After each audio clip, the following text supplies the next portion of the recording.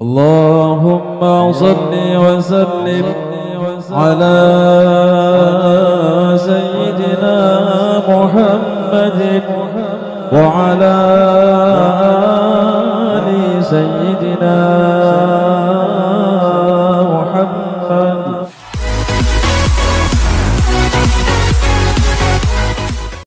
الحمد لله رب العالمين. اللهم صل على سيدنا محمد وعلى آل سيدنا Muhammad. Bapak Ibu, tidak apa-apa sedikit mandi hujan, supaya insyaallah pulang dari sini sudah suci dari dosa maksiat. Boleh, hujan enak. Malah hujan itu, air hujan itu menjadi obat.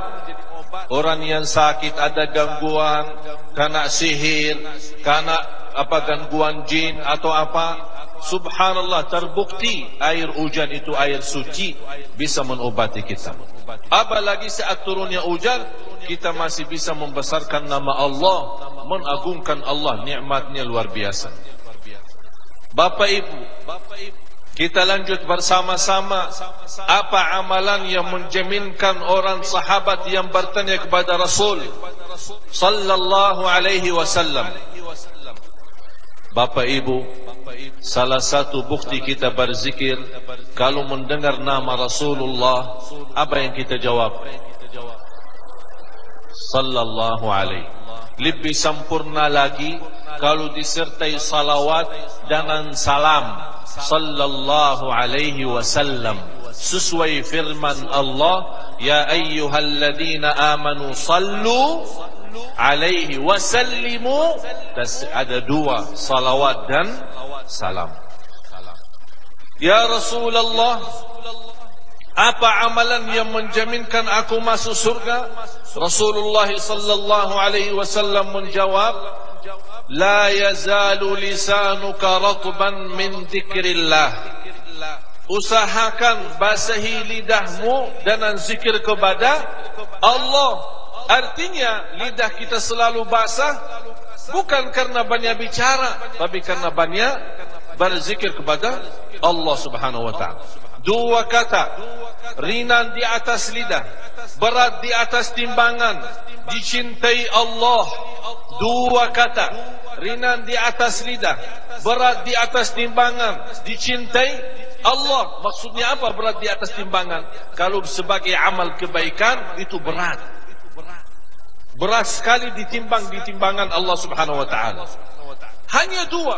Bahkan di atas itu bukan hanya berat di atas timbangan saat dihitung hari kiamat, bahkan dicintai Allah. Bapak Ibu, apakah anda tidak berkenan berzikir sesuatu zikir yang dicintai Allah? Mau enggak? Kalau kita berzikir apa yang dicintai Allah, pasti balasannya akan Allah mencintai kita. Apa itu dua kata? Subhanallah wa bihamdih, subhanallahil azim. Ada seorang badui, saya bawain cerita, di Madinah, masuk Masjid Nabawi. Pas kita lagi duduk ramai-ramai mengikuti majlis ta'lim antara maghrib sama isya bersama guru kita. Pas di tengah ceramah benajian, guru kita menyampaikan hadis ini, subhanallah wa bihamdi, subhanallahil azim. Ini orang Badui, sudah dari tanda pakaiannya sudah kita tahu, ini bukan orang kota. Kalau orang Badui biasanya tinggal di hutan, tinggal kalau di Arab sana namanya padang pasir, bersama unta, ya. Jadi biasa kalau kita bersama kambing, ya, sapi, ya, tapi di sana unta. Jadi orangnya kelihatan dari sisi pakaiannya, kasarnya, mukanya sudah ketahuan. Begitu dia masuk kita tahu dia orang Badui. Tapi apa yang terjadi pas lagi ada majlis ta'lim itu, guru kami menyampaikan hadis Rasulullah sallallahu alaihi wasallam, langsung orang Badui berdiri. Syekh, orang pada kaget. Dengan suara keras dia memanggil guru kita. Biasanya kalau di Masjid Nabawi kita diajurkan tidak boleh berkeras suara, karena menghormati makam Rasulullah sallallahu alaihi wasallam. Maka ini, Syekh, semua kaget. Kalau ada bertanya biasanya habis majlis. Ini langsung di tengah majlis dengan suara yang keras. Kata Syekh, ni ada apa? Tapi maklum karena dia orang Badui. Apa bertanya? Ini benar hadis dari Rasulullah sallallahu alaihi wasallam. Subhanallah wa bihamdi, subhanallahil azim. Ringan dan berat di atas timbangan, dicintai Allah. Kata guru saya, benar. Ditanya lagi, ini benar bersabda Rasulullah? Ya benar. Ditanya lagi, ini betul bersabda Rasul? Ya betul. Mau apa lagi? Pas dia mendengar dan meyakinkan hadis ini bersabda Rasulullah, dia minta izin keluar dari majlis. Kata beliau, sampai di sini sudah saya dapat belajar ilmu. Terima kasih. Tapi apa yang dia terapkan? Dia menjadi prinsip beliau untuk menyampaikan, bukan hanya mengamalkan, tapi menyampaikan ke orang lain. Setiap bertemu dengan orang, Assalamualaikum, 2 kata, dicintai Allah, berat di atas timbangan, ringan di atas lidah. Subhanallah wa bihamdi, subhanallahil azim. Sampai pulang ke rumahnya, bertemu istrinya, Assalamualaikum, 2 kata, ringan di atas lidah, berat di atas timbangan, dicintai Allah, subhanallah wa bihamdi, subhanallahil azim. Anaknya menceritakan, pas beliau meninggal dunia, berkumpul anak dan cucu bersama ibunya menghadapi orang tuanya yang lagi sakratul maut. Begitu mereka berkumpul semua, beliau menyampaikan, tolong ingat wasiatku, 2 kata, ringan di atas lidah, berat di atas timbangan, dicintai Allah, subhanallah wa bihamdi, subhanallahil azim. Meninggal dunia. Inilah kemuliaan zikir. Malah termasuk orang-orang yang ingin melembutkan hatinya, mensucikan jiwanya, dan bisa mendekatkan dirinya kepada Allah, zikrullah. Dan segala amal ibadah, haji, puasa, zakat, salat, semua ujung-ujungnya untuk mengingat Allah, mengagungkan Allah. Wa aqimis salata li dzikri, mendirikanlah salat untuk zikirku. Inna salata tanha 'anil fahsya'i wal munkar wa la dzikrullahi akbar.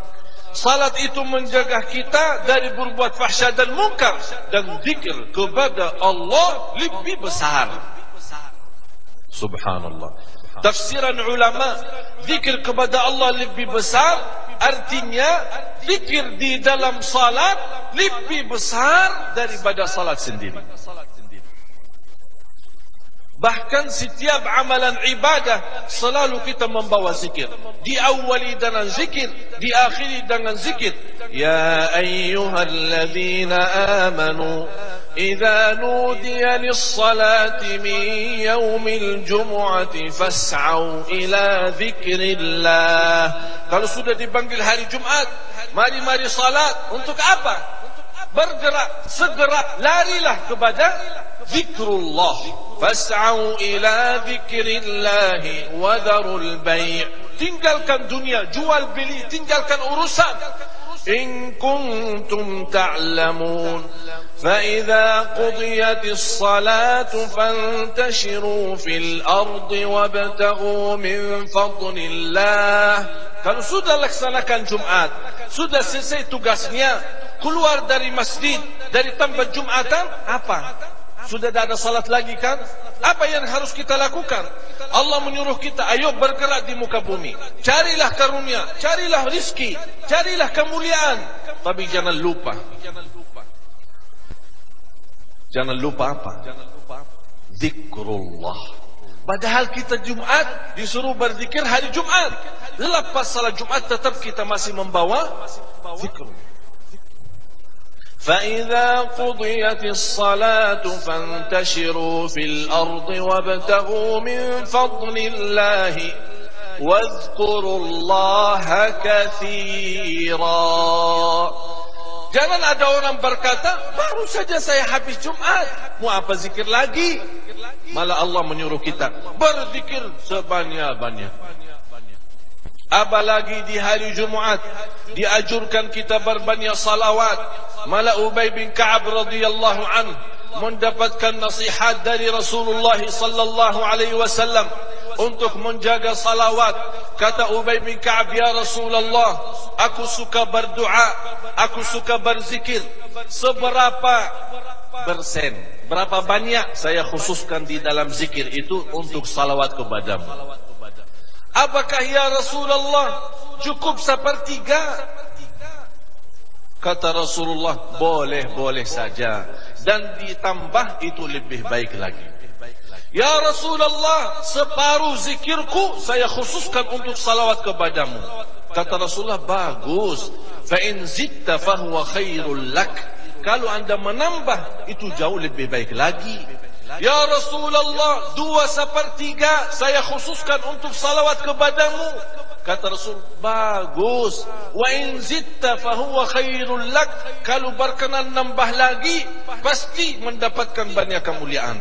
Apa kata Ubay bin Ka'ab? Mengambil keputusan, ya Rasulullah, semua zikirku hanya salawat kepadamu. Semua doaku hanya salawat kepadamu. Jadi saya bagi-bagi yang buat saya, buat keluarga, tapi saya khususkan untuk bersalawat kepadamu. Apa jawab Rasulullah? Idzan taf'al, kalau benar-benar laksanakan itu, tukfa hammuk wa yughfaru dhanbuk wa tuqda hajatuk. Dapat 3.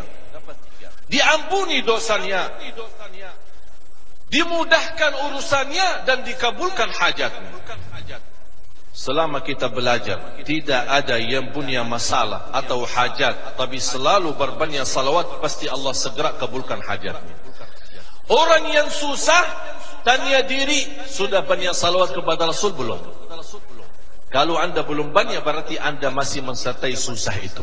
Tapi kalau ingin jauh dari kesusahan, dari kesulitan, coba laksanakan berbanyak zikir dan berbanyak salawat kepada Rasulullah sallallahu alaihi wasallam.